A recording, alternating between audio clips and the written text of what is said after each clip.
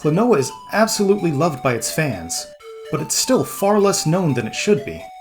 I actually came into the series with the second game before eventually going back and playing the first. I know I'm not going to be the first person to tell you this series is worth playing, but it is well worth it. The game should be considered a classic at this point. Despite the simplicity of its mechanics, it has such smooth platforming and level design that it changed my opinion on 2.5D platformers. It has a narrative that is shockingly impactful, and it has a remake on Steam now, so there's no excuse not to play it. In fact, the remake, the Fantasy Reverie series, is where the footage I'm going to be using is going to come from. There are some noticeable differences between the remake and the original games, but I'd still say it's worth playing. The changes are mostly small, and the heart of the series is still there, so it's well worth the trade-off for ease of access. We're going on a deep dive with this one, so to not make this video take years to make, we're just focusing on the two main games. That means none of the handhelds, no webcomic, and no beach volleyball. I know, I'm disappointed too. If there's enough interest, I might do a video on those. I'm making plans for the Slay video as you're watching this. But for now, let's take a look at just why Klonoa is such a beloved series. The Fantasy Reverie series lets us choose from either game immediately, but obviously we're going to start at the beginning. Right away, we have a selection of difficulty. I'm just going to put it on normal as it's the experience I'm most used to, and I'm not really interested in doing no damage runs in a game like this. By the end of the game, taking damage isn't going to be the biggest threat anyway. If you're looking for a lot of challenge from taking damage, this probably won't be the game for you. The game opens with someone talking about a dream they remember, before fading to a scene of Klonoa, our hero, finding a ring in the woods and meeting Hupo for the first time. The scene gets dark as a bell rings out ominously. It's revealed to be a nightmare that Klonoa is having. When something crashes into a nearby bell, we begin the first level of the game.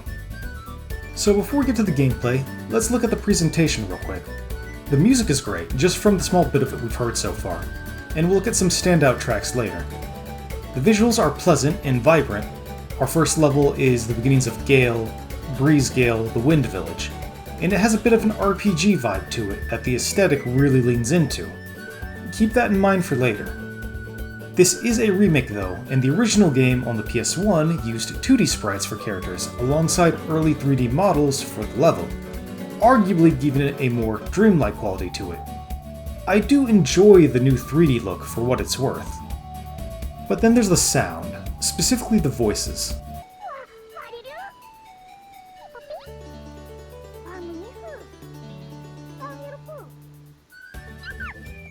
Like I said, the music is fine, but the voices are noticeably a lower quality. In fact, they sound like they were ripped straight from the PS1 game.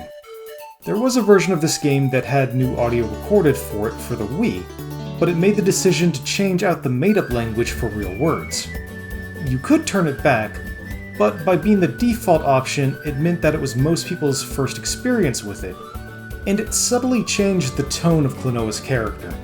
They could have tried again, or just re-recorded the made-up language, because suddenly giving a proper voice always ends as a contentious decision at best.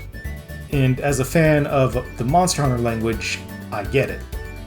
All versions of the game essentially play the same at a fundamental level, but there's enough subtle differences that I can't say any particular one should be considered the definitive experience. Since the Fantasy Reverie series is the easiest to access, that version will likely be the first one people try from here on out. If you don't like the game at all, then you probably won't like any version, but if you like the game and just think it's missing that something special, it might be worth seeking out one of the other versions. As to the actual game itself, the controls are very simple. For movement, you can move left or right. You can also face forward or backward, but that doesn't seem to do anything right now. Then you can jump and shoot. By holding the jump, you can hover a little, and shooting creates a wind bullet that doesn't go very far. And that's it. That's the whole game. You never get any other abilities or equipment. It's a tight set of controls that ensures anyone of any age or ability will be able to pick up the game from the very first time they play it. That is, of course, the simplified view. When the wind bullet hits an enemy, it will capture it, allowing you to use it to double jump or to toss it. Sometimes it'll have a different movement or some special action depending on the enemy. It actually gives a decent amount of variety with puzzles coming from various enemy combinations. When you capture an enemy, it'll inflate them above your head like bubbles in a dream. In fact, in a 1997 interview between PlayStation Magazine and director Hideo Yoshizawa and designer Tsuyoshi Kobayashi, Yoshizawa had this to say about the invention of the mechanic. One of our initial ideas when we were soliciting character designs was that you defeat enemies by inflating them. I thought the idea of sending dreams to enemies to inflate them had a nice humorous connection with expanding your dreams. I'd also been thinking a lot about dreams before this. When you wake up in the morning, you forget your dreams, right? But where in the world do they go? From there, I remember thinking, in the morning, dreams get gathered somewhere, and they become the energy which creates a whole world of its own. And if people stopped dreaming, that world would disappear. That became the setting for Phantomile. We'll come back to these interviews later, and I'll try to include links to wherever I'm pulling these from, as long as YouTube allows me. Unfortunately, most of the original sources are lost or buried, but have been archived elsewhere. These interviews are currently up on Shmuplations if you want to see the full versions. Before we move on from the interviews though, I had mentioned that Klonoa had changed my opinion on 2.5D platformers. See, I've always had a bit of a preference for full 2D, and at the time, it had seemed like every 2.5D platformer I played only changed out the sprites for 3D models, but kept the same structure. So you were still using all the same movements and playing through similar levels, but it never really felt like an upgrade to me. However, in Klonoa, even in the first level, you can see objects in the foreground or background to interact with. The camera takes interesting angles as you travel, curving around cliff faces or showing off the places you've been as the level winds around itself. This is very deliberate, and Yoshizawa expands on it earlier in the PlayStation Magazine interview. Also, there were a lot of PlayStation games with 3D fields you could freely walk around in, and those games tended to be confusing. Players often don't know what they're supposed to do. That's why we decided to retain 2D controls, but with a 3D-ish feel. The idea for 3D backgrounds was there from the beginning, but I didn't want it to be only for show. I wanted the 3D to have a purpose in the game. That's where I got the idea for information depth. For example, in a 2D side-scroller, you've got to keep moving forward to the right to see what's next. But with a 3D screen, if we place something interesting deeper in the visual field, it prompts players to consider what's there in the background, and explore whether it can be interacted with. Also, once we start playing around with camera angles, like tilting the camera upwards so players can get a clear view around them, it turned out to be really interesting. Some of these weirder camera angles have never been featured before in an action game, I think, so it was definitely something we were excited about doing. Along the first level we meet Baloo, the stonemason who made the big statue we passed earlier. He gives us some lore about the legendary diva Laphise, who sings the Song of Rebirth. He's trying to build a tower to the moon, but this won't amount to much for now, so we'll move on. The rest of the level is a little more winding, but it's still the first level, so there's nothing extreme here. Just enough to start teaching you to look around. Every level has a set of people you can rescue from bubbles, and I always go to my way to get these. They encourage you to look around each level and engage with it more. Getting all of them in every level unlocks a bonus level that's more challenging than the others. Each level also has a set of gems and tracks their collection. These I never go for. They do unlock some bonus art, but the timing can be extremely tight, because you need to get all the ones in range of the double bonus for it to count. Miss even one, and you have to do the whole thing over again. This is for people who are dedicated fans who want even more out of the game. Since they don't unlock anything gameplay or story related, I don't go out of my way for them. They do give an extra life if you get 100, so they're still worth picking up even if you're not a completionist. That's it for the first level, and it's a great start. It's very similar to the flow of Kirby games. It starts off friendly and lighthearted, there's not really much of a challenge, and it gives you room to get a handle on the controls. It even has a place to practice chaining jumps from different enemies, though it's obviously not going to require it this early on. With the first level finished, we're presented with the level select, which resembles an old picture book, with the environments for the levels popping out of it. It's a nice little touch. Our second level, the Diva and the Dark Spirit, Gunston Mine, starts us off in the mine with little fanfare. Immediately, it presents us with a collectible that we can't reach right to the left of us. There's even a barricade along the path to prevent you from bringing an enemy back towards it. Thankfully, once you drop down from the main path, the camera pulls out and makes it obvious how to get there. It's not trying to hide things just yet, just getting more accustomed to looking around the levels. There are also a couple of new enemies, but since none of the enemies are incredibly different on their own, I'm not really going to focus on them. There is something a little more significant added in this level though. A minecart ride that takes you forward away from the camera, rather than the side to side we've been platforming on. It's fairly simple, with only a few jumps for gems at the end, and no danger of falling off. This was really cool and unexpected on the PS1. It's a little less impressive when everything is already 3D. The level actually has us leave the mine for a bit, with a separate path that has us enter the mine in a different place for collectibles. Once heading back into the mine, and we have another winding path that separates for another collectible before coming back to the main path. That's the second level, and that's 3 times in a row the level has expanded already. This is why I encourage going for the people you need to save. If you weren't looking for those, you would have likely only seen a third of the level. Exiting the mine for the final time, but we're not quite done yet. We find the diva laying on the ground with Ghadius and Joka looking over her. These two will be our villains for the story. Right now they want to stop the diva from singing the Song of Rebirth and use her pendant for something. They can't find the pendant, but they notice us. Ghadius takes the fees and teleports away. Joka tosses our first boss at us. He'll warn the boss to watch out for his weakness of hitting his back, letting us know we need to hit his back. He's going to do this a lot, and past maybe this one, it's never really necessary. Rongo Longo is the first boss, so of course it's going to be easy. But the first hit is basically free. It does have just enough to keep you moving, and you can actually interact with the bell in the center to get him to move, which is a nice little touch to the battle. After beating the boss, Joka flees, and we find the pendant he was looking for. We take it to our grandpa to learn more. It's related to the mythical Moon Kingdom we've heard about before, and Grandpa asks us to go to Forlock Forest to ask Granny about it. So Klonoa has a grandpa, and there's someone called Granny, who Klonoa isn't related to. We'll just go with it for now. The third level is Deep in the Dying Forest, Forlock the Tree Village. You'll notice that we've changed to a different set of visions, so we can expect the game to continue in the pattern of 2 levels, then a boss fight. There's no extra path just starting out, but our first 2 enemies are ones we can't just walk up to and shoot to get out of our way. There's also a cheeky little platform that can be dangerous if you're careless.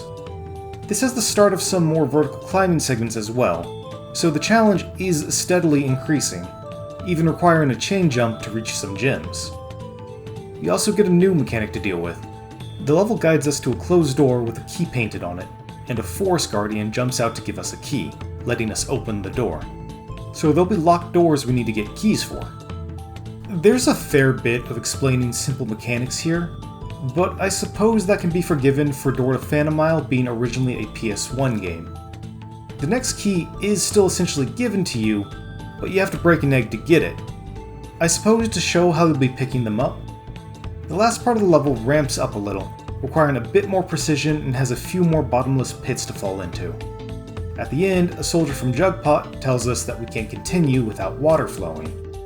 They were also hoping to find Granny to restore their kingdom. We can't go this way for now, so Klonoa and Hupo decide to head for Jugpot. I'm a sucker for levels that take place in massive forests, so I really like this one. Shame it was dying, but we'll come back to that. Vision 2-2, Beyond the Backwards Waterfall, the Kingdom of Jugpot, takes us across the map so we can actually make our way into Jugpot proper. This Dried Canyon area gives us a lot of vertical space to traverse. The big set piece of the level is the waterfall flowing in reverse. As our boys point out, this is likely the cause for the Dried Canyon and lack of water. The paths in these levels are starting to become more complex again, but you can see a bit of a preview of the paths you'll be taking behind the waterfall and around the canyon. You can also see the path you were on from behind the waterfall. It's a very cool use of the 3D environment. Maybe I'm hyping this up more than necessary, but one of my pet peeves in platformers is the floating world design. as seen in some Mario games and many of the Sonic games, where platforming challenges will just float in the void. I do like these games, and I understand that gameplay is and should be the first priority, but I vastly prefer to feel like I'm traversing an actual place. Klonoa just happens to be one of the best examples of that I've seen. There's not really more to say about this level design-wise, though I did fall into a pit because I thought a certain enemy was hinting at a secret.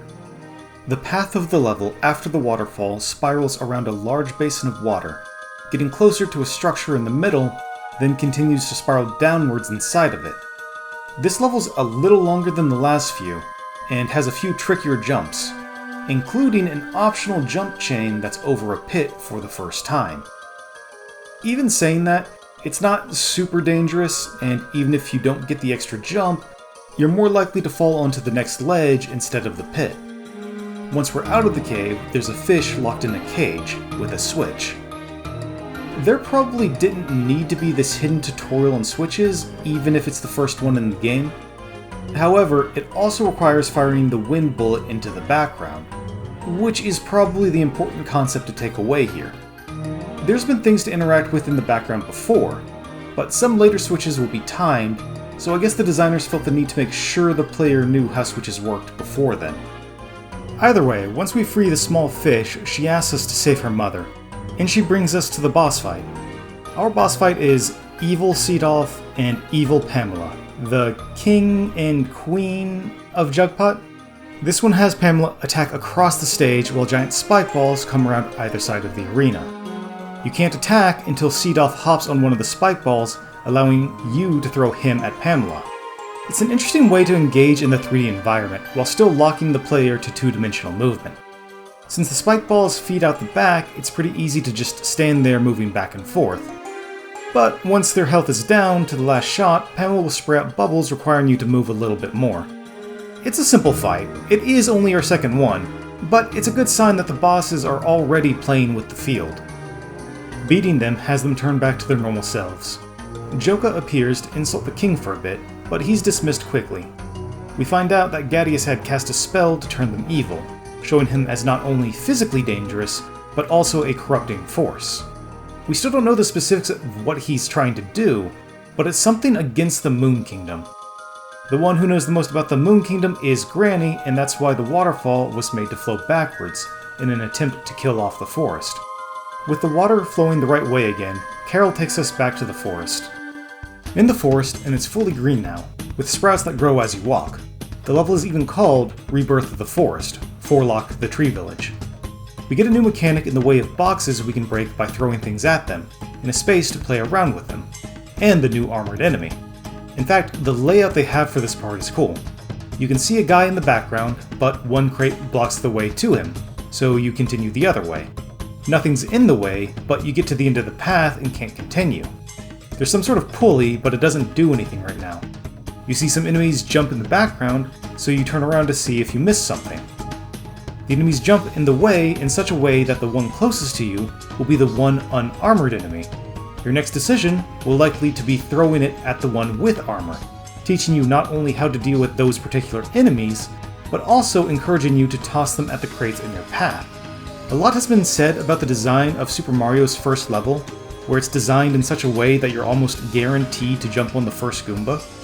That kind of design is all over Klonoa, so keep an eye out for it as you play. Once you've broken the boxes, you can save the Forest Guardian. Klonoa introduces himself as Klonoa from Breezegale for the second time, emphasizing his connection to his hometown. The Forest Guardian activates the gondola so we can continue through the level, and as the camera follows towards the gondola to show it's active, it pulls back to reveal Joka. He tells a bunch of enemies to hide the key. They don't listen. He's not very good at this. The first key is pretty easy to find and get. It's just behind a tree, and even if you pass it, it's not too far away. The second is at least in a box, but that box is pretty easy to spot. We've had to interact with elements in the background before, we've seen paths wrap around themselves, now the game asks us to handle both. We need to break the box in the middle of the pillar, which drops the other box on the path next to the locked door. The next key is right out in the open. The trick is, almost every enemy is armored on the way to it, so the challenge is figuring out how to break open the armor of the first one.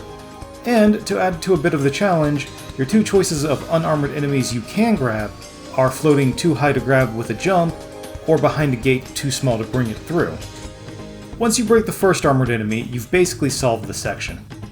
The next segment of the level is our second ride into the background, and it ramped up quickly. I imagine this is surprisingly difficult if you're looking for all the gems, despite moving on its own. There's another short segment of the level after which we find another Forest Guardian. He lets us know that Granny's place has been taken over, and magics up a platform to bring us into Granny's house. And that's how we start our next level, the stopped gear, the tree mansion of machinery. The new mechanic is introduced immediately. There are new enemies that will explode a little after you grab them. There's a switch that you can't hit normally. And there's a giant target painted on the side of the tree. A little on the nose maybe, but I can at least appreciate the target appearing on the breakable crates first. This level wraps around and through a massive central tree. Half of the challenge here is just making sure you're keeping an eye on the areas you've already been. Joka appears again. He locked a door and implies we're too late to stop something, but he's a joke character, so I'm sure we can deal with whatever it is. He appears again after another short platforming section. He taunts us with putting the key too far for us to reach, but some helpful enemies allow us to jump chain our way to him, to his surprise. He flees, but not before dropping the key we need to continue. This is the first time the jump chain is required, but it's done without any external pressure, so you can take your time with it as needed. Past the door that requires the key is a switch puzzle where you have to figure out the order of the switches. It's only 3 of them, but I don't know if there's supposed to be a clue to their order, or if you're intended to just brute force the solution. Once you do figure it out, it puts the giant cogs we've been passing in motion. The last bit of the level has us moving through the giant tree with all the wooden clockwork moving, eventually bringing us to the top, where Joka is trying to get information out of Granny. He seeks the next boss on us, but also clues us in on how to beat him. Gelgbolm is a little more simple conceptually than the previous boss. I'd say this one's only alright. It doesn't really bring anything new, and there's only a minor execution challenge on the last hit with the speed that it moves at. When we rescue Granny, she tells us about a legend involving the Moon Pendant, the Diva, and a dream not of this world. We've seen all of these elements before, except the last one. It doesn't get followed up on in this conversation, so during a first playthrough, this is probably being interpreted to be Ghadius. Granny gives us guidance on where to go next, telling us that we need to bring the Moon Pendant to the Sun Temple. Unfortunately, when we tell Granny we gave the Moon Pendant to our grandpa, Joka appears, having overheard us. Grandpa's in danger, so Klonoa leaps off with a confident smile. We've dealt with Joka before, so this won't be an issue. Before we get to Grandpa, we have to go through a village in danger, the ruins of the Wind Kingdom. As soon as the level starts, you'll notice that the enemies are a lot denser. There's a message written on the outside of the stone tower. According to the helpful denizens of the internet, Reddit, and Klonoa.network in particular, we have the translation for this. It says, "This gate, arrive at Moon Kingdom Crest." Further translations will be left as an exercise to the viewer.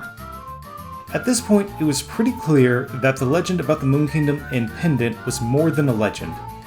This shows that not only were they true, travel to the Moon Kingdom was probably fairly common. As for why it's since fallen apart, I guess that'll just be left to our imaginations for now. The rest of the level doesn't introduce much new. Instead, it ramps up the challenge of what we've already seen.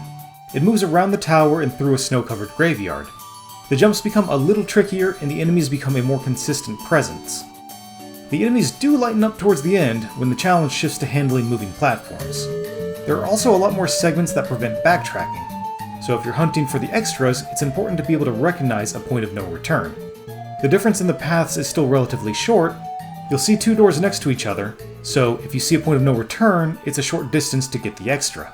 I like this level. It's a good escalation without the difficulty ramp being too extreme. Unless you're going for all the gems, you likely won't be in any danger of a game over for any level so far, but it adds enough pressure to feel like getting back to Grandpa is important. We move on to the next level, A Lull in the Wind, the Leviathan's Ice Cavern, with a little fanfare. Our motivation hasn't changed, and there's no need for any addition to the story. The first part of the level is sort of an auto-scroller, similar to the cart rides we had earlier. Only this time, we move along our normal movement plane, sliding down a hill or carried by flowing water.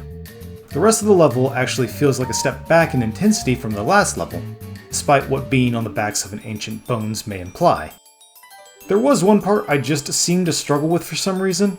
I just could not seem to balance the consistently spawning ghosts and the enemies moving back and forth on the path.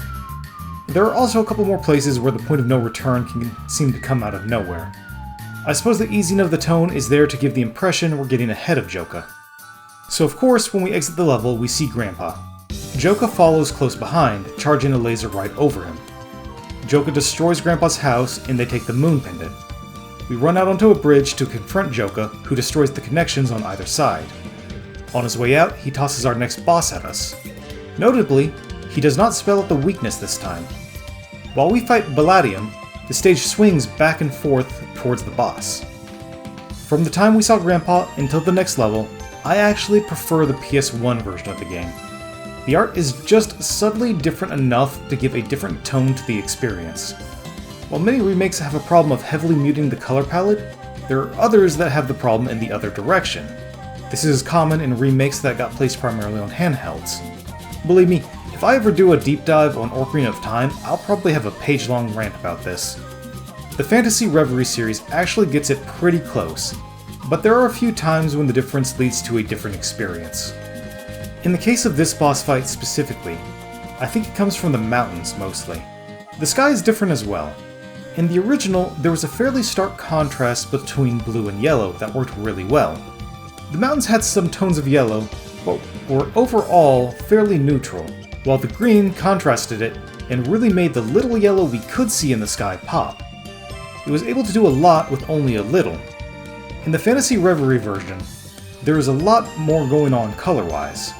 The clouds are still mainly blue, but the sky behind it isn't just a barely visible strip of gold. It's a full gradient from blue to purple to orange, until finally settling into gold on the horizon. I actually like this for the most part. I don't think emphasizing the setting sun was a poor decision, considering we haven't had time to reflect on what happened to Grandpa yet. But the mountains are too close in the color to the sky on the horizon, and since the slopes of the mountain draw the eyes to where that color is most present, it's even more noticeable. The green on the mountains has a stronger presence, but since the mountains are less neutral, they are what pop instead of the sky. The boss is also more blue, while in the original it was more purple. Since the original had a blue and gold background, the purple was able to stand out. Since the remake had the gradient for the sky, sticking with purple likely would have had similar issues with being mostly blue. It still has the brighter stretches in either version, so it's not an unreadable design. The last issue here is fairly minor, but it's still worth mentioning. In the original PS1 version, the bridge was its own distinct shade that told your eye that it was the most important aspect in the foreground, which, since this is where you're an active player, is true. In the new version, the platform is closer to the color of the mountains, and is a darker tone instead of a warmer one. This can be visually confusing to the eye, implying that it's a background element. You're not going to get lost in where you're playing, there's not enough visual noise for that, but it does lead to a slightly lesser experience. The fight itself is fun enough. Having the platform swing back and forth is a classic Klonoa way to play with the depth of field. The last bosses have had checks on timing, mostly just with the boss moving. Since the field itself is moving, the boss is stationary. It gives you plenty to dodge, and it can be easy to miss the targets you need to hit by just a little. I even died to the little beetle that runs back and forth across the stage because I tried to push it out of my way. Once Palladium is defeated, we run back to check on Grandpa. He gives us his final words, specifically the words he uses are, "Our time together was short," and calls Klonoa his great child of the wind. On its own, pretty standard dialogue for Grandpa saying his final goodbyes to Klonoa from Breezegale. Once you know what's coming, it's a reminder for what's in store, but we'll get to that in a bit. Sad to say, but this is another scene that I prefer the original for. Part of it is just that that's the first one I experienced, so I have some bias for the emotional impact of that scene. On the other hand, Klonoa's sprite is a bit more animated in the original version, and there's enough room for your imagination to fill in the rest as needed. The remake tries to cover it by giving the camera more dynamic angles, but at its core, a scene like this is about the characters, so it's the characters that should be given the most attention. Credit where it's due, though. That final scream is heart-wrenching, no matter which version of the game you're playing.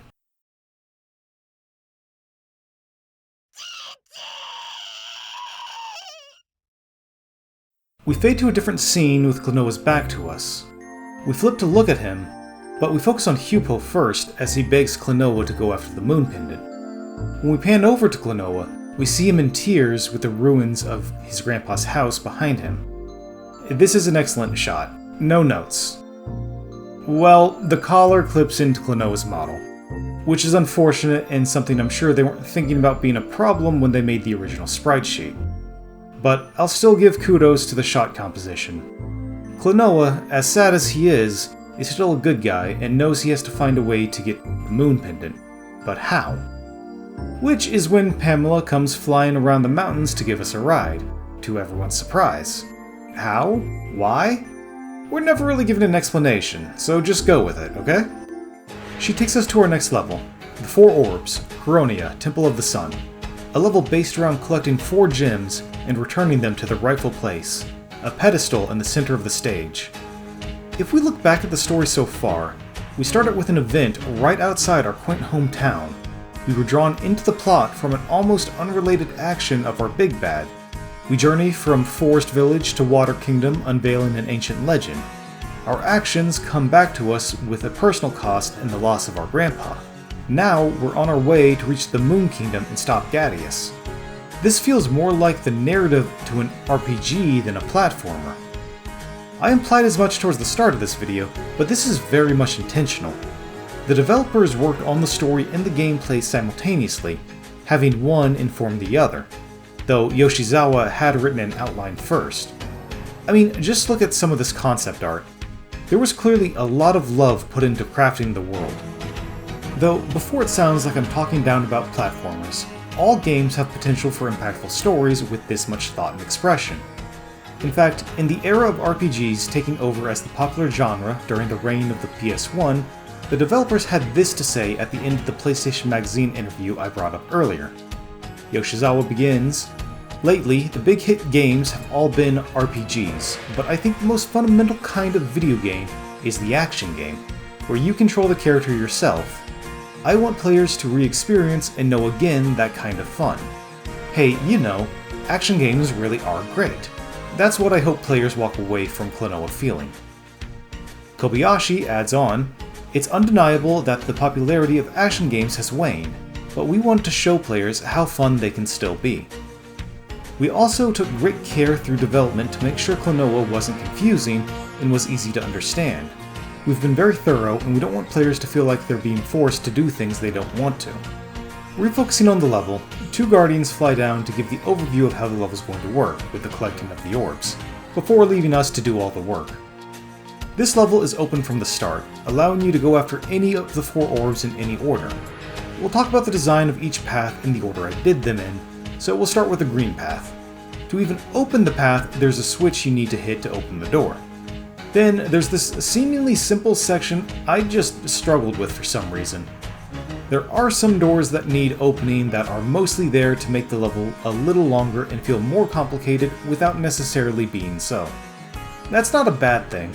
It's a useful trick that helps the level feel substantial without having to stack difficult challenge after difficult challenge. After the doors, there's a collection of armored enemies. For some reason, the unarmored enemy clips the platform if you throw it, so you need to wait until the armored enemies are right next to you to be able to hit them. I don't remember this being an issue in the PS1 version. That's fine, it's better to wait for them to come out and use the double jump to hit them anyway. Once the first one's cracked, the rest follow quickly, so it's not a big deal, just odd. You'll note that the level closes behind you as you get the orb, so be sure you found any citizens you need to rescue. You can go back, if you go all the way around, but it's a bit of a walk. Next up is the gold orb. The start is all about timing. There's rotating platforms to worry about. The flame vents start appearing very close together. But to balance it out, it's a fairly short path on its own. So moving on to the red orb. The level takes a path that winds back on itself. The path itself is simple. The trick is in the platforms that you have to hit on one side of the path. They're easy to hit the first time, but despite the target on them, they can fade into the background if you're not looking for them. Past that, there are a couple of sections that enforce a little bit of waiting. The main one centered around waiting for armored enemies to jump out of the way, until an unarmored one lets you jump over the pillar of fire. There's also a preview of the path to the next orb, and an egg that can be tempting to try to reach, but you won't be able to hit until you're on the other path. Finally, the path to the blue orb takes us all the way to the bottom of the outside of the Temple of the Sun. It gives us an impressive view in context to the scale to the temple. You've definitely noticed it has a very industrial theme, almost a factory with flame vents, pistons, and moving belts. It stands out from the more fantasy elements of the world we've experienced so far.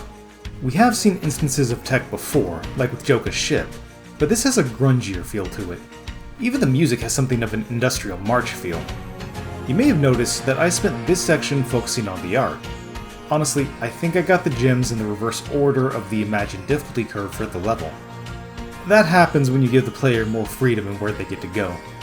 Once we return all the orbs, we activate an elevator and the Guardians return to talk to us before we leave. They mention something about a solar eclipse, which implies a bit of time pressure, even emphasizing that Gattius has the moon pendant. How they describe Gattius stands out.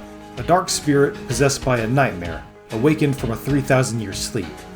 The implication on the first playthrough is that this is probably related to the dream not of this world that Granny mentioned as part of the legend way back when. With that, we set off on the elevator, ready for the next stage. The next level, Between Light and Darkness, high above Kronia, begins with another Guardian who's been knocked flat on his face. This time they're dressed in purple. They are the High Priest of the Temple. The way they refer to the Moon Kingdom as the Legendary Kingdom adds to the sense of finality as we approach the end of the game. We finally get the name of that Legendary Kingdom, and we've seen it before, though you wouldn't know it unless you sought out a translation on that tower a couple of levels ago. Cress. If you thought that was a typo, you still have time to change your comment. We get a lot of lore in a short span of time. Cress gathers the power to dream and gives shape to Phantomile. Gattius wants to replace that dream with a nightmare. So if I understand that right, Cress gathers not dreams, but the power to dream itself, and uses that to make a new dream. That new dream is Phantomile. Replacing that with a nightmare is your standard doomsday threat, but the care for the dream itself is what stands out. Finally, before the cutscene ends, the High Priest tells us about the gimmick for the level. The enemies will be invincible in the dark of the solar eclipse, so you need to wait or find light to deal with them. The level gives you time to get familiar with its gimmicks. There's floating platforms that only appear in the dark. The first time they appear, you don't need to use them at all. You can grab an enemy and use them to get the gems. If you don't wait for the platforms there, likely because you don't know you can yet, then the level will turn dark, right as you get to these two eggs and a switch. You'll have to wait for the enemies to jump onto the stage. Even if you get here while it's light, the level will turn dark either right as you arrive in the area, or as the enemies are jumping on screen. Either way, you're practically guaranteed to have to interact with them during the dark, so you get to see how their behavior changes in a relatively safe space. And one of the eggs has a heal if you do end up taking damage. The next section requires the platforms that appear at night, but there aren't really any bottomless pits to deal with. Instead, there's an enemy that will spawn and chase the player in the dark, similar to the ghosts a couple of levels back, but without the ability to attack them. There are some internal segments in this level where it won't shift between light and dark, again tying gameplay into story. It's not just darkness empowering the enemies, but the darkness of the eclipse. The rest of the level combines the elements we've seen so far with either more complexity or more danger, with more jumps over bottomless pits. There's one small area where you have to wait for daylight and for enemies to fly past you so you can throw them at the armored enemies in the back. I don't know whether they have too small hitboxes or just fly a little too fast, but it doesn't feel like a smooth interaction to me. I took a few hits trying to face them directly to grab them. It worked, eventually. The last part of the level requires us to ascend the tower directly, and to do that, we need to let an enemy out of the cage by hitting some switches, followed by some tighter platforming. The central structure gets thinner as we make our way to the top, until finally we reach the end. Gattius waits at the top.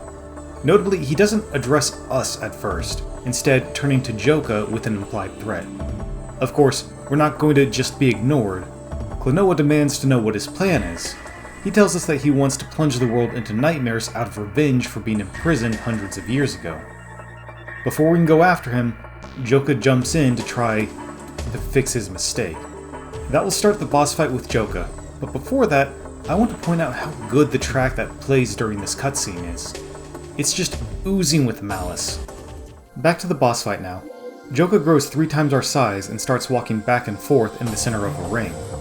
The basic concept is pretty simple. There are enemies wandering around the ring. Pick them up, throw them at Joka, don't get hit. Despite that, the first time I played this I had some trouble with it. Joka never walks back and forth in a straight line. It's always at some awkward angle. His fists rotate around himself. They can hit you while they're over the platform, but they can also block anything you throw at him if you time it wrong. Then the gimmick for the last level comes back. After a given amount of time, the stage becomes dark, and the enemies become invincible. Unlike the last level, the dark isn't on a timer. It's up to the player to bring the light back by setting all the platforms on the stage back to yellow.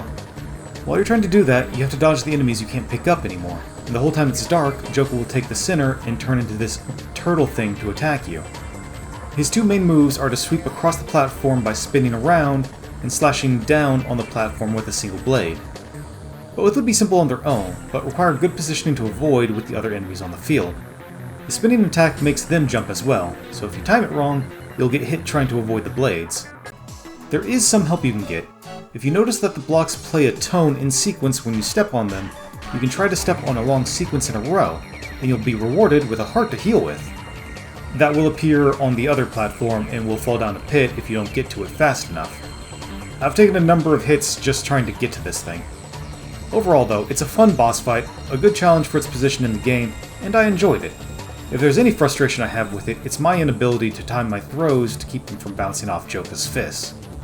After you beat him, Joka will monologue about his defeat. Then he'll explode. Then the Moon Pendant will explode. The Temple of the Sun will activate and the Moon Kingdom will rise. It's a dramatic shot. Once again, Pamela comes out of nowhere to take us to where we need to go. She drops us off with some concern, but before we can start the level, something's going on with Hupo. Klonoa tries to ask about it, but Hupo puts us back on track. With that, we're finally here. The legendary kingdom, Cress, the Moon Kingdom. Right away, I want to say the aesthetic for the level is great. The paths are a bunch of masonry and stonework that really gives the feeling of a lost kingdom, and there's constantly a view of the starry skies in the background. The game has shifted closer and closer to night as dreams have become more present as a central theme. Now that we're here at the place of dreams, it could only ever be at night. The platforming is also immediately ramped up. You at least get a preview of what you're in for before you start, with a set of armored enemies being moved along the path in the background. The next room is an internal cylinder where most doors are blocked with colored statues, so we find the gimmick will be to activate something to open access to the doors. Something I haven't brought up yet is that the hitbox of the wind bullet is a little smaller and feels a little slower. I haven't mentioned it until now because other than a missed hit here or there, it's not really noticeable.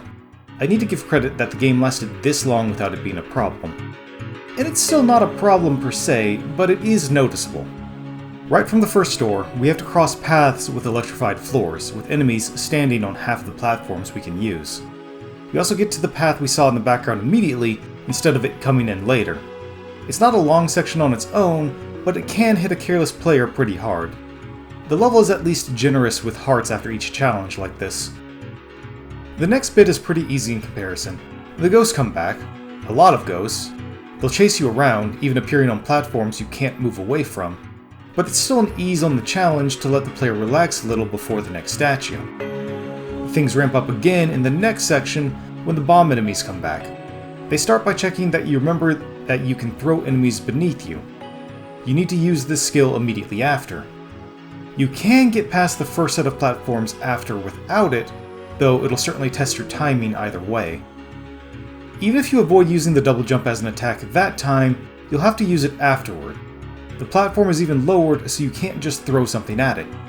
There's no electrified floor anymore, but the platforms you're given have very little room to work with. There's also several invincible spiked enemies that check your timing. The very first one ensures that once you pick up the enemy, you need to start moving. Otherwise, you have to wait for the enemy to spawn again. The game is kind enough to offer some catharsis after the surprising ramp in difficulty by letting you blow up a bunch of enemies in a row. The reason for the last section being easier also becomes more apparent as you have to run through a decent portion of it again to get to the next section. This section introduces platforms that disappear when you step on them. Like with all mechanics the game introduces, you're given a safe space to play around with it before moving on. This is still the final set of stages, so it doesn't take long before it starts testing you. One of the hardest jumps so far is to save the person trapped in this bubble without dying. It's very easy to time your jumps in a way that leaves no way back to safety. Of course, you can try just throwing something at the bubble, and even if you die, they'll count as being saved as long as you don't game over. With the final statue broken, we take one more trip around the outside of the tower and then go inside. I love the design used in this final room. We circle around the cracked egg-like structure as we ascend higher to the elevator. There's something definitive about it. Of course, we're not done yet. The elevator takes us to the next level, the time of restoration, the Prism Corridor. With a name like that, you know we're in for something heavy, and it's not 2 steps off the elevator before someone starts shouting for Prince Hupo. The kingdom's been taken over by Gattius, which isn't all that surprising given everything that's going on. That egg we saw at the end of the last level turns out to be the captured diva, having nightmares poured into her. Notably, that's not what Klonoa focuses on, because of course we're going to do our best to save her and the world. But finding out that the person you thought you knew for your whole life is actually someone else is hard to push aside. Hupo reveals who he actually is as the Prince of the Moon Kingdom, and asks us to trust him just a bit more. Klonoa's still known him his entire life, so Prince or not, of course we're going to help. The last stage had some difficult moments. This one starts off increasing from there. There are very small platforms, enemies jumping behind you to keep you moving, and enemies jumping in front of you to try to mess you up. Even the easier sections will have something that keeps you from staying still. There's less intense platforming past that, instead focusing on finding and hitting switches. They also bring back the water that forcefully pushes you forward for a short while. Instead of water, it's sand, pouring from the tops of the Moon Kingdom. It's not long until the level asks you to do some precision platforming again. It's a shorter section that ends with a jump using 3 enemies to rescue a citizen that forces you to do so over a bottomless pit. There's this part with moving platforms and disappearing platforms that gave me a little trouble. The enemies you need to grab are behind a window, so you need to sync the timing with the platforms to be able to grab them and hit the switch. It can be very tempting to try to stay in the air by double jumping once you have the enemy over your head, but this will just lead you to having to start again. Similarly, there's this room with 3 switches. 2 switches are in the foreground, and you have to throw enemies at them. The last switch you have to jump for. It would be simple enough, even with them floating in the air, if it weren't for the flying enemies bouncing up and down. This is another section that was probably affected by the minor differences in the wind bullet. By the 3rd time, we can see a pattern forming for the level. The section starts with some precision platforming. In this case, you're chased by enemies to keep you moving. If you had gotten around the pressure of the last 2 by grabbing enemies, they're armored this time to prevent that. Once you're on the other side, you have to wait for them to clear out and grab the unarmored one to start another set of chain jumps. There's another cheeky enemy following behind you to get you moving quickly. Once the precision platforming's out of the way, the next sections are either puzzles or tests of timing. Either way, there's less bottomless pits to worry about. The whole time the path wraps around these crystal pillars. The last part of each section is a switch puzzle requiring tight timing. Even though this one requires chaining jumps, I actually found the last one harder. Then the bridge of sand brings you back to the central area. Like the last level, this one also ends with you following the path, spiraling further and further upwards. It's actually been 3 levels in a row where we've directly climbed towards the end. In a more general sense, we've been climbing higher since Grandpa's death. It's also when dreams have become more present and solidified as a theme rather than just being a background element. There's something very Shakespearean about this thinning boundary between waking and dreaming that was kicked off by our Grandpa's death. And as dreams become stronger, the world around us has become a little more surreal. It's fully night now, and the level's end brings us to floating through the sky. There's no additional context, we enter through the door and we fly towards the final barrier. We hear Gattius say something about a nightmare crystal and a dream that can't be corrupted by nightmares. Right as he says this, Klonoa appears. He calls Klonoa a traveler of foolish dreams, so he at least believes these 2 things are different. After a bit of the usual villain banter, Gattius gives us his motivation again. This time it's a little more involved than just revenge. He says he's tired of a world that rejects nightmares and relies on dreams. In retrospect, this actually makes him a sort of odd counterpart to the King of Sorrows, but we'll talk about that at the end of Lunatea's Veil. Nahatum is going to erase the world, and Ghadius with it, but after 3,000 years of imprisonment, he just doesn't care. Of course, we're not going to let that happen, so the boss fight begins. If you don't count Balladium, which at least has the stage itself moving back and forth towards the boss, then this is the first boss fight that's handled entirely on the 2D plane. That doesn't make it easy. The ring you're on is constantly spinning, with these warp points on it that will warp you to the top, outside the ring. Getting hit here can knock you off the ring to your death, and you have to work towards the warp point to start working on the boss again. The basics of the fight are simple enough. Enemies will appear in a set of patterns based on Ghadius' health. Grab the enemy and chuck them at him. What makes this fight tricky is the pattern they'll fall in. They start pretty basic, and you can usually get a few good shots in a single pattern. Getting greedy is when you get hit. The later patterns spend a lot of time bouncing around the edge of where you can walk, and this becomes another point where the difference in the wind bullet makes this a little harder. The most troublesome pattern is the triangle he throws at you. You're supposed to break it by shooting the corners. Problem is, it has a tendency to be at just the right angle to hit you just before you line up a shot. Even when you break the triangle, that point still stays as one of the warps that can bring you to the top of the ring. If you can time everything right, this fight can go by very quickly. Otherwise, you'll spend a lot of time chasing things around the arena. Once you get the final hit in, Ghadius explodes, and we're back in the center of the room, where we were just talking to him. Pamela comes back, bringing the friends we made throughout our adventure. They all offer their congratulations to you for beating Ghadius. Then the Moon Queen addresses us. It's all celebrations and smiles, until Ghadius speaks again. He's been reduced to just his empty cloak and mask, but then the mask starts floating. The world's dreams passed through a prism is the source of all that is Phantomile. Once again, Phantomile is not just a dream, but a manifestation of the ability to dream. Ghadius does reference a strange dream that Nahatum will erase. At first, it sounds like he's still referring to Phantomile, but the game has been incredibly consistent with how it's been referring to Phantomile, and in his next line, he addresses the strange dream directly. With his final breath, he adds his nightmare to the egg, hatching it and unleashing Nahatum. The Moon Queen gives us a final power from their ancestors to fight back the unending nightmares, something that can only be used by combining the strength of the 5 tribes. Before we get to fighting Nahatum, Hupo drops the bomb that Nahatum is after Klonoa. We get confirmation of what you've probably been expecting up until now. The strange dream that has been referred to throughout the game is Klonoa. We don't have time to sit with a thought before we're back at the level select screen. The final vision is the fight against the nightmare creature Nahatum. The ancient treasures passed down between generations requiring the support of all 5 tribes are cannons. I love video games. Granted, these are special moon cannons that only work when all 5 are fired at the same time. And there's the explanation for how to fight the boss out of the way. As much as I love this game, I think the design of Nahatum is a step down from Ghadius, which is a shame because Ghadius was already pretty basic.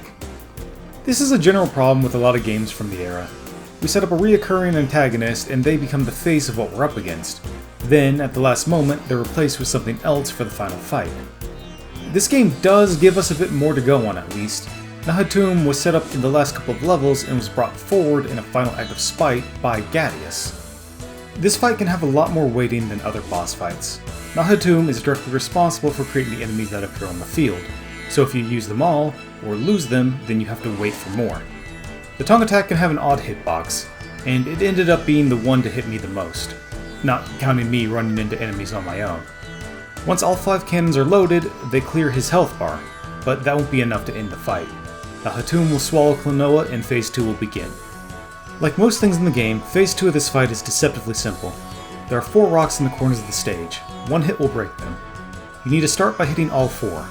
While you're trying to do this, the platform is going to constantly be tilting, and working uphill will be slower than going down with the tilt.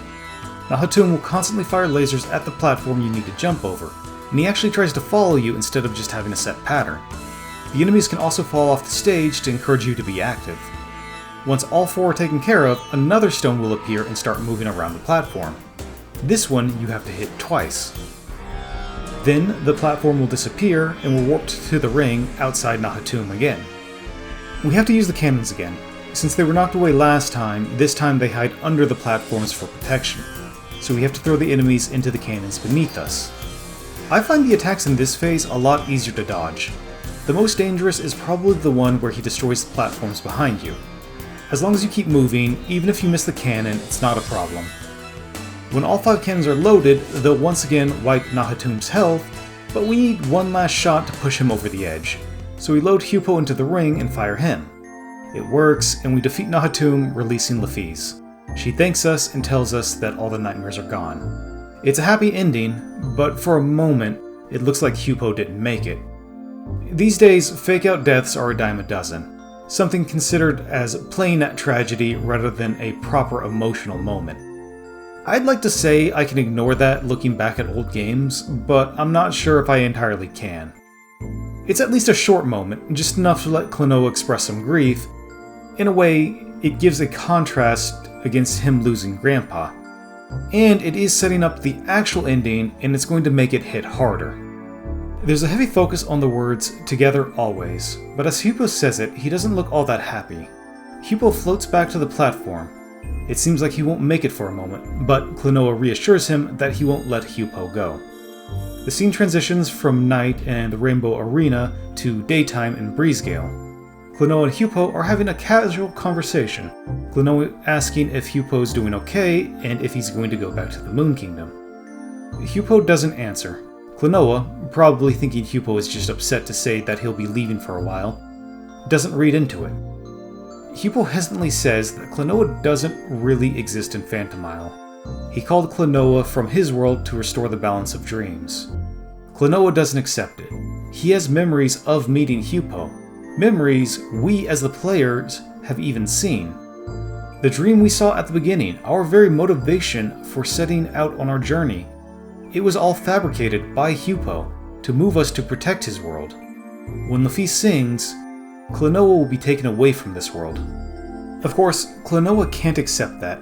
For all he knows, Hupo has been his only friend for who knows how long. But before Hupo can respond, Lafiz starts to sing. A portal appears behind Klonoa and starts pulling him towards it, while he screams in desperation that he won't go. For a moment, it looks like Hupo will turn his back on Klonoa, but he rushes to him as Klonoa loses his footing. We have to watch as the two struggle, desperately, to keep Klonoa here. No matter how much we might wish otherwise, the game has to end. The player has to leave, the dreamer has to awaken, and Klonoa can't stay here. Tears in his eyes, Hupo looks into the distance where Klonoa vanished, until he notices the blooming of flowers. It's such a bittersweet moment. Even the Song of Rebirth, despite being just a string of laws and something that in another context should sound hopeful or triumphant, instead sounds somber and melancholic. It's such a gut punch, and the game is confident enough to just let you sit with it as the credits play. The trope of the story being all a dream is considered one of the worst possible endings you can have, and rightfully so. In terms of quality, it typically places somewhere around main character was dead all along internet theories. For the same reasons, really. Both end with having to face the fact that nothing that happened actually mattered, and the whole thing ends with a pointless exercise in wasting time. Klonoa does two things here that makes the ending work. The first one, and this one I've seen before, is that it established that this was a dream well before the end, though it was ambiguous who the dreamer was. The second is that we stay in the perspective of the dream as the dreamer wakes up. It keeps the impact of the actions that we did there. The credits even lean on that by tying the book motif from the level select screen back in. The dream was recorded in this book, a record of our adventures.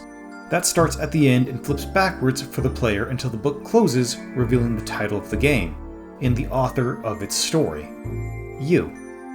Klonoa was always meant to stand in as a representation of the player. The name even comes from the word clone. Klonoa is not just the strange dream, but also the avatar of the dreamer, the player. It is a bit of a strange choice to make the player avatar not only a character that has their own backstory, but one that is voiced as well. It definitely goes against the design of a lot of other games of its time, but in a way it makes sense as well. It's not unusual to react differently through the lens of a dream, and in this case, one that had changed our memories. We've been involved from the beginning, this is just the game acknowledging that. Now, I would like to leave it at that. It's an effective ending, and it neatly wraps up our time with the game. Unfortunately, this isn't the first time it's been told. In comparison to the original on the PS1, the line-by-line writing is basically the same. But games are more than just the written dialogue, even if we're only talking about the story itself. This game in particular went to extreme lengths to tie its narrative into the art throughout the rest of the game, even tying it into the gameplay and the very level design. So when the narrative tells us that Phantomile will be in ruins without the Diva's Song of Rebirth, just dropping us back at Breezegale doesn't really give any impact if it still looks like we never left. Both games keep the symbolism of the flowers blooming, but the original actually starts the scene with the world looking like it's approaching ruin. Not only does it make the conversation between Hupo and Klonoa more impactful, but seeing the entire land come back to life hits way harder than just the few flowers both scenes share. The PS1 version is a pre-rendered scene, allowing the artist to do a little more with what they had at the time, while the Phantom Reverie version was remade in the engine. No matter what they did, they would have to recreate the scene from scratch, but they could have dropped a shader on the grass to transition it from brown to green or something. At least put a sepia filter over it. Just something to help keep that dramatic change from dying world to new life. Then there's the mixing of the song itself. It's way quieter, and while you can still hear Lafitte singing, the actual music can be barely audible. Let's just compare the moment where Klonoa is being pulled from Phantomile despite struggling desperately to stay. Here's the remake.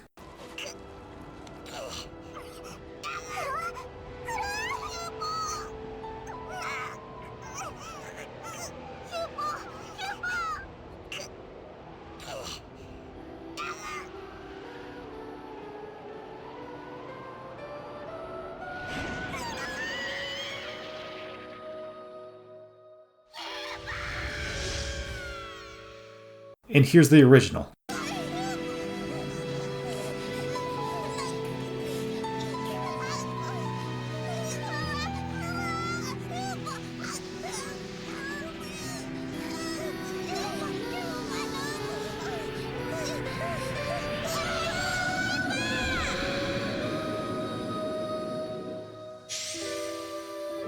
I think the goal of the remake was to center Klonoa's and Hupo's struggle, but the point of the original was that this struggle was taking place in the context of the world that was in the process of healing, but doing so meant a direct rejection of Klonoa. That's the tragedy of it.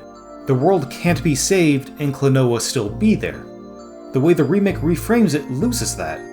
I said earlier I don't think there's going to be a definitive version that everyone agrees on, but for me at least, this is where I think the PS1 version earns that title.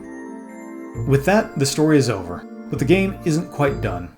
There's a bonus level unlocked for saving all the citizens of Phantomile. Baloo has finished his tower and has brought Lafitte to the top. Now Klonoa and Hupo have to climb the tower to rescue her. So this is going to work sort of like an OVA for an anime. A questionably canon episode that can be inserted somewhere in the plot. In this case, likely after the final boss, but before the actual conclusion of the story. This is the final platforming challenge of the game, and it's going to make you work for it. They give you plenty of lives throughout the level, and this is still the most likely place for you to get a game over. The first room, while a little more difficult than average, probably doesn't seem so bad. Then in the very next screen, the game asks you to chain jumps off 6 different enemies. It at least gives you the courtesy of not putting you over a bottomless pit, but from here on out, it's just an ever-increasing series of challenges where you'll be spending less and less time touching the ground. Also, remember when I said that there was no story-related reasons for gathering all the gems? There's still not, but that kind of implied there wouldn't be any changes to the cutscenes. And that's not quite true.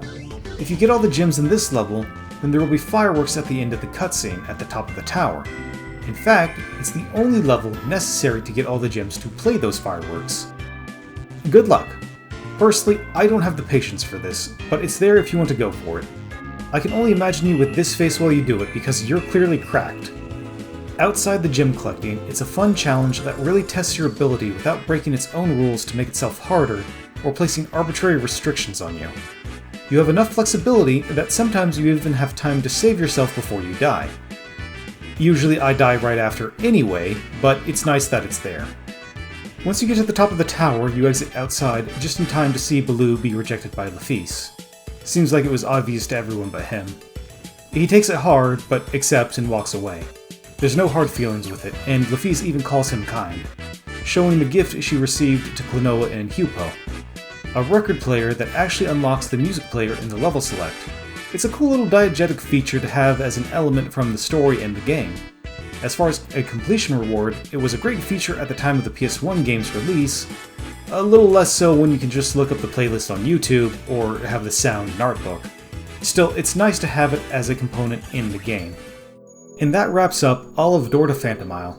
This project definitely got away from me a bit, so I'm going to split this into 2 parts. Hopefully I can get Lunate's Veil out before 3 years have passed. If you got this far, thanks for watching. If you enjoyed it, consider liking the video and subscribing to the channel. Maybe share the video if you think someone would find it interesting. See you next time!